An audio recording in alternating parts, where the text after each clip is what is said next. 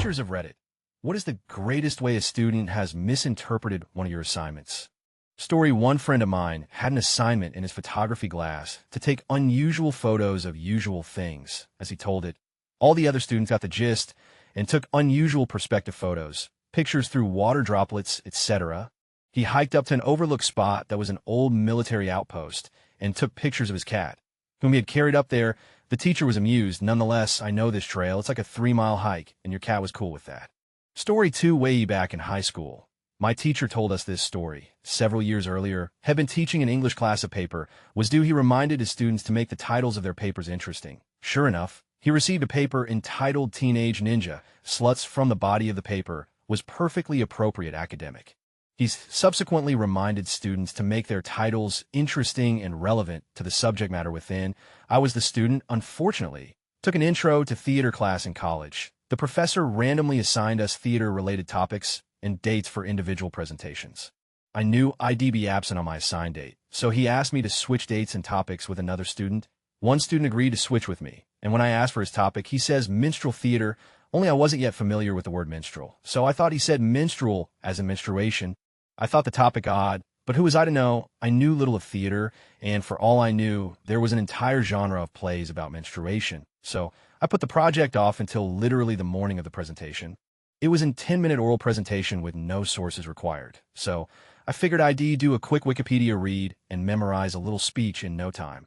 Only there was no Wikipedia page on minstrel theater. I dismissed it, thinking the genre hadn't quite taken off enough to earn a Wikipedia page, and moved to a Google search on minstrel theater. I was surprised to find very little on the subject. My most common results were references to the vagina monologues, which wasn't great, but it was something. Now I'm 15 minutes before class, and I've got nothing on my subject except a lot of reviews and articles on the vagina monologues. I head up and write the presentation. My name is called to the front of the class, and I announce my presentation on minstrel theater. The most famous play in minstrel theater today is probably the vagina monologues. I begin, and I notice my professor looks horrified already, but I continue. I summarize TVM and still have 5 minutes left, so I go into speech about the importance of minstrel theater to women's rights for obvious reasons. I finish and sit down, and the professor walks silently and confused to the front of the room. Your topic was minstrel theater, he says, right? Then why in God's name did you spend your entire presentation talking about the vagina monologues and women's rights? I'm turning red, and the whole class is looking at me, and I say, it was a tough topic. That was the only play I could find that mentioned anything about menstruation. The professor was silent for a moment, then it clicked, and he burst into a level crazy person laugh. Pretty sure he talks about me to students to this day. I am that guy in a very embarrassing context. Lots of people wondering what my grade was. It was 0. My grade was 0. Story 3: I'm a teacher, but this story was from when I was a student. In debate class, we had to debate euthanasia. The kid who was supposed to argue for it went first. He started talking about how necessary it was and how terrible it was that we didn't use it more before. He was giving all these examples of people that needed to be euthanized, people who needed amputations, people with cavities, babies. It became very clear very quickly that either this kid was a monster or he was talking about something else. The teacher asked him, Charles, are you talking about euthanasia or anesthesia? The kid replied, I have made a terrible mistake. I still quote that to this day. Cracks me up every time. Story 4: for a professional writing class. I had an assignment where I had students set up a professional website using Wix. The point was to show them how easy doing that, and then spending a small amount of money to host it under your own URL, which I didn't require. I just showed them the steps would give you a professional-looking website. One of my students somehow got in his head that the website was supposed to be a fictional project and not actually about them. So he made a professional website for a cat named Mittens, including a fake professional profile, and resume skills include laying in the sun and knocking things off of countertops. He was really embarrassed when I told him that the website was supposed to be about his professional experience. Story 5: not a teacher, but in my computer science class we were learning about making graphics in Java, and we were told to try to make a checkerboard pattern. A student who doesn't pay much attention but is great at coding only heard the checkers part. He goes into research on his own how to make a full checkers game and turns it in. He asked why he had us do all of that learning and coding by ourselves. Needless to say, he was a little grumpy when he found out it was just supposed to be the pattern. The checkers game worked well, though. Edit told is not a word. Edit told is a word. Just not the right one here. Edit, according to Watkins, a TLT, is an ambling horse gait. So D. Story 6: not a teacher. But in college I was in a classical mythology class, and we had to read the Metamorphoses by Ovid, an ancient text which puts together a bunch of myths into a cohesive story. Instead, some kid in my class read the Metamorphoses by Kafka, a 1914 short story about a guy who turns into a cockroach. Before class, I overheard him talking to his friends. Yeah, I actually did the whole reading, but why did we have to read it for this class? Dude just turns into a bug. It was weird. Story 7, not a teacher, but the student. When I was in my first year of college, my writing class assignment was to write an objective essay regarding Dr. King's movement, being an idiot, and not thinking clearly. I thought the professor meant to be objective, similar to a lawyer objecting something during a court case. In the end, I wrote a completely racist paper and received a 0. I had to explain myself to the dean the next day as well. I still cringe every time I think about that class. I'm sorry guys, but I can't deliver. The paper was written about 5 years ago. All digital copies are gone, and I'm sure all physical copies were burned the day they were read. Story 8, thought of another one. My professor at uni told us about a time he assigned an essay on the male gaze in film. Got an essay back about the male gaze in film. Story 9 in my science class. We started a project last week where they had to make a poster of a cell analogy that they came up with. For example, someone made a city because the town hall is like the nucleus, a power plant is like the mitochondria, etc. One girl just could not come up with anything. I gave her a bunch of examples and then let her think about it. When I came back to check on her, she said making a sandwich. I was like, okay, but that might be kind of tough. Did you think about the parts of the sandwich that match up with cell organelles? What is the mitochondria of a sandwich? She was like, okay, it'll pick something else. I get back to get a few minutes later, and I ask her, and now she's making a taco. I explained the same thing. Over the course of 2 days, while most other students started drawing, she suggested a British phone booth, a cell phone, Sonic the Hedgehog, a pizza, and a Taco Bell. For each suggestion, I said that she could do it as long as she matched each part to an organelle.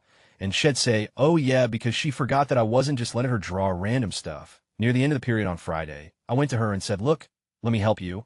Draw an island, and I explained half of the organelles for her, and even started sketching stuff out. She nodded and agreed to do that. Today, I gave her a poster board, and then went to check on her.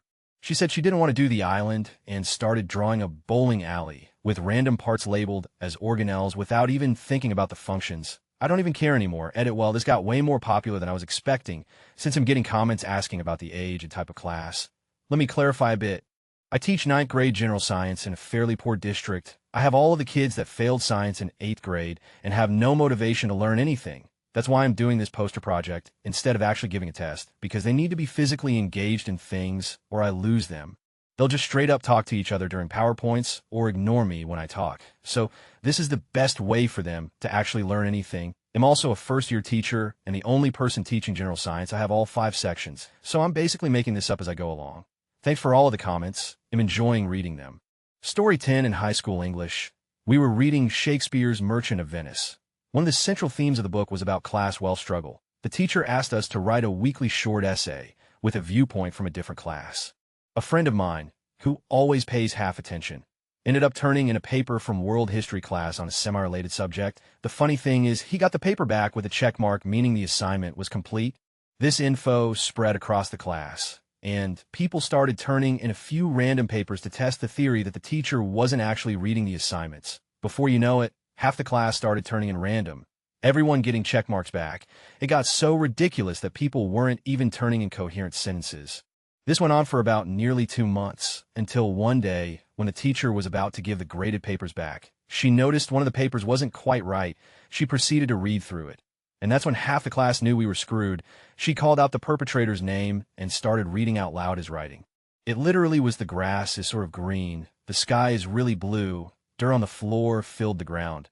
Ice cream tastes good. I have to admit, it was really hard for some of us to control our laughter. She then looked at the next paper, then the next, then the next. All of them were ridiculously off topic. She flipped, started yelling and pounding the desk with her fists. She went through and gave 0s to half the class. Thank God, I turned in an actual legit paper that day, as I had started getting paranoid about it when I realized too many students were doing it. TLDR, misinterpreted assignment, gave kids the idea to turn in BS work for 2 months. Story 11, former Seattle high school science teacher here. I had one particular class which was very literal, and I was cracking down on homework being late. I said, this assignment is due on Wednesday, so to get full credit, email it to me before Thursday so that I can start grading it in time before we meet again. One student actually named Kevin asked what time it should be emailed, so I said by midnight. He said midnight would be Thursday fair point. So I clarified 11:59 p.m. would work. Another kid said he'd be in Arizona, another time zone, and asked what he should do. I smiled and announced 11:59 p.m. Pacific Standard Time. This should not have been a time crunch for anyone. This one girl emailed me Wednesday night at 11:21 p.m. saying, "Here it is. Sorry it's early. I stayed up an extra 2 hours waiting for 11:59, but I'm just so tired and my dad wants me to go to bed. Thanks for understanding." Story 12. When my bio teacher was in college, the students were told to bring in a stool sample for analysis. Each student figured out to bring in a piece of their own in a baby food jar or similar small container. All except one student who had a 5-gallon glass jug. Just opening it emptied the room. The student, who may or may not have been with everyone, then accidentally tipped his bomb onto the floor. Story 13. This one girl last year did an assignment on Hawaii. When the assignment was Iceland, she mixed up island and Iceland and thought she could choose any island. Story 14. This happened in my first or second grade class. We were given black construction paper and chalk and told to make a skeleton on the paper with the chalk. One of the kids started having some difficulty with the task, and the teacher, along with the rest of us, realized he was gluing chalk in the shape of a skeleton onto the paper and had run out of chalk pieces. Story 15. Not a teacher, but as a student we were asked to write a paper for English class using the writing style of an author of our choice. I chose Machiavelli. I turned in the entire paper in Italian. Story 16. I was an English teacher in Japan about 10 years ago. I worked with a Japanese person who was a primary teacher. I was mostly there to provide native pronunciations and to kind of make it more fun, I guess. I rotated around to different locations. But the particular place I'm thinking of was a middle school second or third year class. Once every month or two, we'd do an in-class writing assignment. Usually they understood the prompt and the difficulty was in just expressing themselves in a foreign language. I get that it's hard. This prompt was, describe your perfect day. It's meant to be about 4 to 5 sentences long. At the other teacher's suggestion, I gave a sample of my perfect day, which was something like I went to Makahari by train, I ate delicious steak at Outback Steakhouse, I met Yuki Kajura, I asked her out, and we went on a date, simple enough to understand, but a little outlandish. I doubt composer MS. Kajura would actually want to date me. Since it's supposed to be perfect, we talk a little in class about who she was. A lot of the kids were interested that she was the composer for Zeno Sagasome, Hack Noir at Sec. Some didn't care. A few kids got the gist of what they were supposed to write. The majority, though, just describe a day. I don't know how this failed to get across, but I had responses like, I woke up at 7:53 a.m., I ate breakfast with rice. Actually, I'm cleaning this up a bit, as I recall that one kid spelled a Bachfels, and lice gross kid don't eat lice, and I woke up, I went to school, I went home, I did tax. Seriously, kid, your perfect day is doing your taxes. Overall, they were mostly pretty decent sentences, I guess, but I don't know how they conceive of an utterly regular day as being perfect. It didn't seem to be a cultural thing. Either I conferred with the other teacher about this. She too thought it was weird. Story 17. I gave students a list of vocabulary words to look up and define for homework. 2 of the words were atheist and polytheist. Well, I don't know where the miscommunication arose, but one student did not define either. Instead, they wrote polyatheist, one who doesn't believe in many gods. They weren't wrong. Edit 2, actually. They probably were wrong. Ueter points out the correct word for this definition is a polytheist, and I wouldn't challenge someone with a username like that. Upon investigation, user is what username implies. Edit 3 Urinatmar and Uparaminos confirm my suspicions. I am too lazy to check comment history to see if they're Ueter-S. I'm sure someone will call them out if they are. Edit 4 I hope everyone learned something today and had fun doing it. That's what's important. Story 18 I'm not a teacher, but I can recall a glorious incident from high school involving a classmate of mine. Picture at Purcellville, Virginia, 2001. Our U.S. history teacher asked us to choose a president that we wanted to write a short paper on using only the school library reference books. The girl next to me in class chose George Washington. When she didn't hand her paper, the teacher asked why. Her reply was that all of the information she could find in our library was about George Washington, not George Washington. She wasn't kidding. Edit holy. There are dozens of us Valley grads on Reddit. Dozens. I guess I shouldn't be surprised because Purcellville LVHS 03. Story 19 in first grade, we were assigned to go home and answer a few questions on loose leaf. Not knowing exactly what that was, I wandered about the woods near my home searching for leaves big enough for my writing. My mom's reaction when she asked why I was writing on leaves was priceless. Story 20 I'm an adjunct instructor, and I've done a lot of teaching at community colleges and tech schools. Most of what I teach at these institutions are remedial classes for incoming students who test poorly on their placement exams. In spite of this, many, if not most, of my students are bright and eager and willing to put in the work, even if their dedication sometimes takes them in the wrong direction. So this past spring, I was teaching one of these classes, and the final assignment is a research paper on your chosen career. It's a longer version of what I want to be when I grow up in APA format. At 5 to 6 pages, it's usually the longest thing my students have ever had to write. So we spend a lot of time working out different organizational patterns that will lend themselves well to this particular topic. Mostly, I ask them questions to help them generate and arrange their ideas. What does this job entail? What are the daily tasks associated with this job? What kind of career mobility are you looking for? What steps do you need to take in order to achieve the career of your dreams? Well, sometimes students will zero in on one part of an assignment and completely forget about the other requirements. Happens all the time. In this instance, I had a student focus only on that last question, completely forgetting the rest of them. So in a class full of future nurses and IT professionals, I had one guy write a 10-page paper using the required 5 sources, all cited correctly on how to become a Batman. Story 21 was a teaching assistant for a food and culture course. One of our assignments was for students to go to an area where people were interacting with or eating food with other people and basically make some observations and answer some questions from a worksheet about people's behavior and its relevance to human culture. So this could be something like a farmer's market, a pizza joint, or the meeting of the Mycological Society of America, my favorite entry. In each case, we asked that the students make observations of the surrounding for an hour and 15 minutes. We had a pretty broad level of acceptance for what would be an appropriate setting. One student completely misunderstood the point of the assignment and ended up, as far as I can tell, observing 2 potatoes for over an hour. The first half of the assignment was describing these observations. The second half was an answer to the final question of the assignment, which is something like, say, you got funding to investigate the relationships between people and food further. What would you study for this answer? He ended up copying and pasting the description of a YouTube video on potato life hacks to remove tarnish from your silverware by first boiling a couple of potatoes. Remove the potatoes and set your silverware in the water for 1 hour. Then wash and rinse the silverware. Potatoes can clean silver. Why? Hold a floral arrangement in place by cutting a potato in half lengthwise and placing it cut side down. Poke holes in the potato with the scratch awl or screwdriver where you want the flowers to go, and then insert the stems. What is the advantage? So yeah, slight misinterpretation. Edit, I cannot post a student's assignment for those asking. But part of one of the answers included it's late spring, and it's a great time to talk about potatoes. Who can argue with that? Story 22, there was an interesting student I had called Andy from Hong Kong. He never took anything seriously and could only put very and adjectives together, very handsome, for example. I asked Andy's class to write me a cover letter for a job. Andy's response, when something like this, I handsome, I want 7 centimeters long, have good body, strong legs, nice face. I want job McDonald's. I once asked his friend, also from Hong Kong, if Andy was just as in Cantonese. He replied, oh yeah, he's extremely stupid. Story 23, not a teacher, but when I was in grade school, I had basic math problems assigned to take home. My parents did not speak English, so I would do my homework as best I could. The question would ask, what is the difference between 8 and 5? Instead of answering 3, I would describe that 8 was bigger, even, and had more circles while 5 was odd and smaller. I don't remember who or when someone corrected me.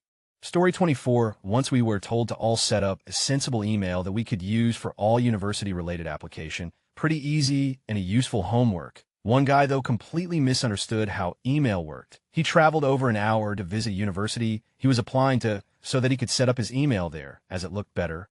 He then thought he had to go back to that same computer every time he needed to check it. He believed it would only work on the computer he set it up on. No matter how much we told him, he thought we were all making fun of him, and we're trying to get his identity stolen. For 2 years he did this. I don't know what happened to him. I like to think he's still there to this day. Story 25, my missus is a teacher. With the younglings, did a dress up with what you want to be when you're older, and the school provided heaps of costumes. Got heaps of doctors, lawyers, firefighter, etc. This one larger kid found a thin silk tiger onesie probably made for a 4 to 5-year-old and dressed in that, busting at the seams. As she was a student teacher at the time, she had to document the work, so I have seen photos. It's hilarious. Story 26, I've taught math from 6th through geometry. This assignment was one of the best I have seen, 6th grade student. Just look at the instructions and his answers. I have some other really funny ones that I keep for fun, but this is the best misinterpretation of work. As hard as it is to believe, this was not a student trying to be funny. He really had no clue this was not what he was supposed to do. Story 27, not teacher, but embarrassing moment as student junior year of high school in AP history. On test, we were asked something like make a sketch of Teddy Roosevelt based on his ideologies rather than summarizing Teddy's politics. I actually drew a little teddy on the test with a spectacle and big stick, speak softy and carry a big stick. For what it's worth, my teacher shared it with class, and he accepted my answer. Story 28. Once the teacher asked us to do problems 1 to 10 for homework. One of my friends did problems 1, 2, and 10, thinking the teacher said 1 to 10 instead of 1 to 10. Story 29. Math teacher. When I asked a student to show his work for a math problem, he actually sent me an email with a picture of him writing the answer on a piece of paper. Smartass. Story 30. My history teacher in high school, who also taught current events, told us a story about a student that misinterpreted the thing they were supposed to research. It may be the teacher's fault for not having this written down and only speaking it verbally. The teacher gave them the topic euthanasia, and they turned in a well-done paper about youth in Asia. Teacher was in though and made them redo it on the correct topic. Story 31. When I was in the 4th grade, my teacher told the class to write incomplete sentences for our first homework assignment. I heard it as incomplete sentences. I purposefully made all my sentences fragments. The teacher was neither impressed, nor did she believe me. Story 32. I'm not a teacher, but my dad used to be. He once gave his students an introduction, which they should use to write a story. It went somewhat like this. Bob and Tim were out on the sea in their rowing boat with nobody around to see them. When it suddenly got colder, they felt a storm coming up and a black wall of clouds forming on the horizon. One student continued it like they kept on rowing, trying to escape the storm, when suddenly, with a bang, they hit the wall. I hope this makes sense in English. As this took place in Germany, edit put of clouds in brackets, because it wasn't there in the original version. Story 33. As a teacher of a community college library course, I assigned a student the task of compiling a bibliography of books for high school students on the Middle Ages. Half of the bibliography contained books on midlife crisis, empty nesters, and menopause. Story 34. Not a teacher, but I know of a student whose task was meant to be answering something like 10 math questions in 30 seconds. The teacher told him to try to beat the clock. He proceeded to punch the clock. Story 35. I'm the student, but I was in improv as a teenager, and our coach split us up into groups of 3 and was having us do like teamwork exercises. So one of them was tie your shoelaces together, as the rest of the groups physically tied their shoelaces to the other members' shoelaces. My group just tied our laces together, as in at the same time as a group. Our coach was impressed, baffled. Story 36. Gave grade 23 students an activity where they had to draw foods from every food group. When I went around checking, I noticed one student had some odd things in his sections for grains. I asked him what he drew, and he told me lettuce and spinach. When I asked why he thought those were grains, his face went white, and he said, "You mean that doesn't say greens?" It was adorable. Story 37. Student here recently. We had to do a project about future technology. One of the things we had to talk about was making the product green as an environment friendly. Well, let's just say that one girl thought it meant literally making the project green. She was sufficiently embarrassed when she realized her mistake, and many laughs were had during her group's presentation. Story 38. Typical not a teacher, but when I was in college taking Spanish, one of the questions I remember having to answer was, ¿Cuál es tu comida favorita? Which is your favorite food? I was a rather lazy student and assumed the question was asking who my favorite comedian was. I responded, comida favorita es Dane Cook.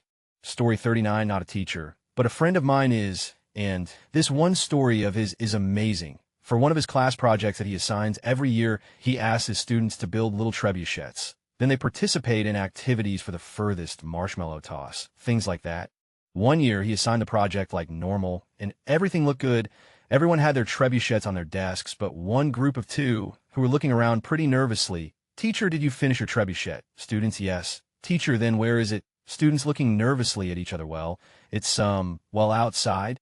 It won't fit inside the school, so, of course, everyone had to file outside to see what the 2 of them had built. As it turns out, they had built a full-size trebuchet welded onto the back of a metal trailer and had it towed in behind one of their father's pickup truck. I'm talking a full-on trebuchet.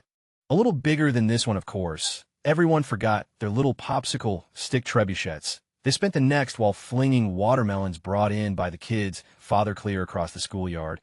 Of all of his teaching stories, this is still my favorite one. Story 40. I was the student in this one. This was more misunderstanding the material rather than the assignment. But it's kind of funny. Back in college, I was in a small class where we were reading passages of a book every week and then discussing them. One week, one of our assignments was to find some of the author's source material. It was all cited in the endnotes. Read it and report back the next week ready to discuss. Well, admittedly, I waited longer than I should have to begin the assignment. but did start it a few days before class.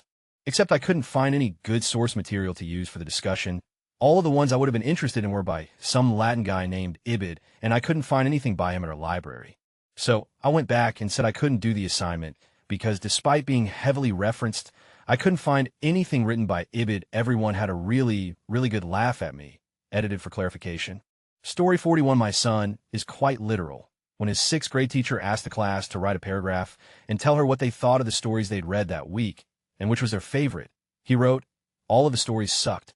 After a very angry email sent to me, we had a teacher conference where the teacher told him the exercise was to get him to write a summary of one of them, and that his negative attitude was not acceptable. He said, "Then why did you ask for my opinion if all you wanted was compliments? Just say you will only accept compliments so I can write a fake one." Story 42, maybe not what you were looking for, but this question reminded me of the story of George Dantzig, who solved 2 famous unsolved problems in statistics after mistaking them for his homework assignment. Story 43, I have browsed different subreddits for the past year, but made an account just to post my worst misinterpretation of all time. In 4th grade, we were assigned a project about important events in the past 100 years. Once I completed this project on a certain individual that I was assigned, we were given another project, historical figures. We were supposed to do research and dress up as this individual. I asked my teacher if I could just do the person I was assigned in the previous assignment, and without remembering or looking who my person was, she said yes. I was pumped. I had already done the research assignments and only needed to dress up as this person. My parents helped me put the costume together the night before, and I was all prepared. That next day, I walk into school and head to the library where we were all meeting to show off our costumes. I walk in as Adolf Hitler. I see a banner. Important figures over the past 100 years. As a quiet kid, I didn't leave, but I didn't say anything the rest of the day. I guess I had missed the part where this figure for our second project was to be a hero, but no one had specifically stated this. All my friends were dressed up as presidents or war heroes or whatever, and here I was dressed as Hitler. All day, I've never had so many talks with other people's parents about the Holocaust and how bad it was. I was too nervous to explain myself, and still cringe when I think about how that looked. My parents didn't think it was odd that I had to dress up as Hitler since this project sounded almost the same as the first one, and my teacher never liked explaining anything at length to me. Now that I think about this, I bet she set me up. Story 44, time to share my most embarrassing moment in my first year teaching. I had a foreign exchange student from France in my ELA class. The assignment was to write a personal narrative about an important moment in their life. Instead of reading the essays, I had my students read them aloud, if they were comfortable. This was my first mistake. The student, who will be referred to as Jay, goes up to the podium to present. Now, I need to point out that Jay did not speak often in class, and we've been working hard to get him speaking to his peers. I was so proud that he was willing to share his story. He stands up there with his essay and lets this wonderful story unfold. He proceeds to tell the class about his first time having a night emission. He said he went to school and told his friends he was young what happened. They suggested that he go home, and I thought for sure I was not hearing the story correctly at this point. My second mistake was not stopping the presentation. He was so soft-spoken and matter-of-fact that I had not caught on where the story was headed. He then proceeded to tell the story of the first time he jerked off in the bathroom. My class was in tears. I had no idea what to do and sat there dumbfounded. I asked him why he would share something so personal. Jay responds that a narrative is a story and personal means it's something you wouldn't want to share. Made sense to him. I ended the class with what happens in 5th period. Stays in 5th period. Students asked all the time what happened in 5th period. But as far as I knew, no one shared. Story 45, I taught a philosophy course for a few years. I had students write assignments that would convince me that they were not a figment of my imagination. One student wrote an essay about how he was a figment of my imagination. Turns out, it was actually really good, and gave him an A. I'm pretty sure it was also the only assignment he did all year. Story 46, this will be lame because I can't quite remember everything, but when I was teaching undergraduate biology, we gave groups of 3 a really simple assignment. They had to use a reaction time test to compare control versus a treatment group of people. The reaction time test was a ruler that was dropped between a person's thumb and forefinger. They had to grab it as quickly as they could, and the position they gripped the ruler was used with an equation to measure reaction time. Some groups tried distracting the treatment group with music, or compared people who just ate a big meal against people who hadn't. Anyways, it was pretty simple. One of the groups had designed an elaborate reaction time test of their own. I think they actually designed 3 reaction time tests using words and colors on a computer screen. I don't even think they tested them on people. I think they just made up these new tests. They were kind of cool, but it wasn't the assignment. They had spent many hours on this, and they were totally shocked when they got to class and realized that they had totally missed the mark on a really simple assignment. I had given everyone a grading rubric that outlined what they were supposed to do, so I don't know what happened there. I don't understand how all three of them ignored what I told them in class and the grading rubric. I think I had them do it over again for a couple of doc points for the next class. Story 47, when I was a young piano student, I was learning to memorize pieces. We were using a common method in which you memorize the first page, then the second, etc. My piano teacher suggested I work on a piece back to front for the next week, the idea being that I had played the first pages much more than the last pages, so I should practice the last page, then the second to last and last pages, then the third, and so on. However, I didn't fully understand her, as she didn't go into these details, so I spent the whole week trying to learn the piece completely backwards, like note for note backwards.